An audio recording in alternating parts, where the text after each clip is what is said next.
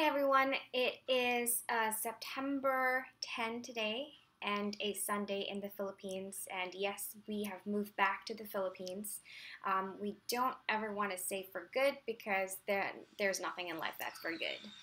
Things always change, and so for now, for the next year or so, we're going to be in Manila, Philippines, particularly in Makati City. And this is a long way from America, just to show you on the map. So we flew from Fort Lauderdale and then to North Carolina, to Boston, Massachusetts, to New York, JFK International Airport, and then to Frankfurt, Germany, and then to Singapore, and finally the last stop was the Philippines, and that was about a week ago.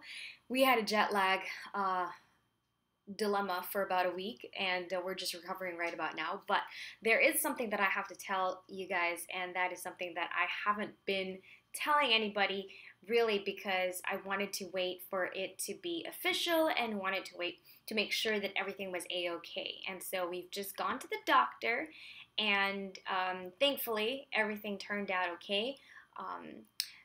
So far, there's nothing to worry about. Obviously, I need to watch my health, and I need to still stay fit and be very careful about what I eat and what I drink. And if you can already guess what I am talking about, I'm no longer allowed to have alcohol. I'm no longer allowed to have coffee, maybe a little bit, but I don't even. And there are certain things that I'm not allowed to have. So, just in case you have not guessed yet, here is the big surprise!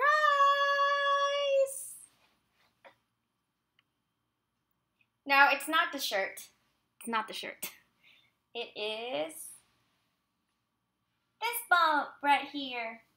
So I am currently 4 months along, almost 4 months, exactly 16 weeks, and I've just bought these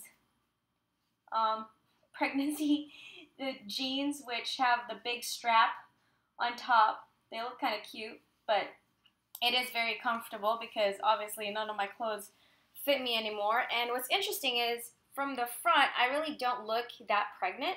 So it was easy for me to not really show it in pictures until I announced officially. It only showed when I actually turned to the side. So as you can see, when I turn to the side, obviously that's not just a beer belly or a big gut from eating a lot of rice or a lot of buffet, right? So yeah, I am 4 months along, and this is Lapis Lazuli. That is the name that we are going to pick for her. She is a baby girl, which is what we wanted because we already have a boy. And this is her giving us a thumbs up. And it was really cool because I was so scared since I didn't have a chance to go and get my checkup done until after the 4th month, since we were traveling, and then Houston Harvey happened, and then we had to get out of Florida before Irma would hit, and so it took me a while to finally get to see a doctor. So I was kind of scared what would be the results of my ultrasound and my checkup, but thankfully Zuli says everything's a-okay, mommy, and giving us a thumbs up on the ultrasound, so that was pretty cool. So her name, Lapis Lazuli, is actually a stone. A lot of people consider it a crystal, but it's actually a mineral or a stone that's been popular during the Egyptian times. So it was actually regarded as a stone used by the pharaohs, and normally the pharaohs and those who were wealthy in Egypt, in ancient Egypt, would often be buried with this stone. This is a lapis lazuli because they believed that this stone would aid them in their passage to the other world or to the afterlife.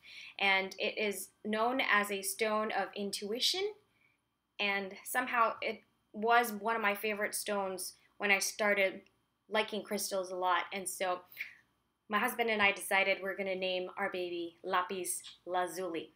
Once again, if you have any questions, do let me know. And since I've officially announced that I am preggers, I will be posting a lot of vlogs and a lot of how-tos on pregnancy tips and diet, exercise. And if you don't know yet, I already have a son, so this is going to be my second pregnancy. And my first pregnancy, I was so scared that I was going to get miscarried or that I was going to get a miscarriage because I was already 32 when I got pregnant, and so I never worked out.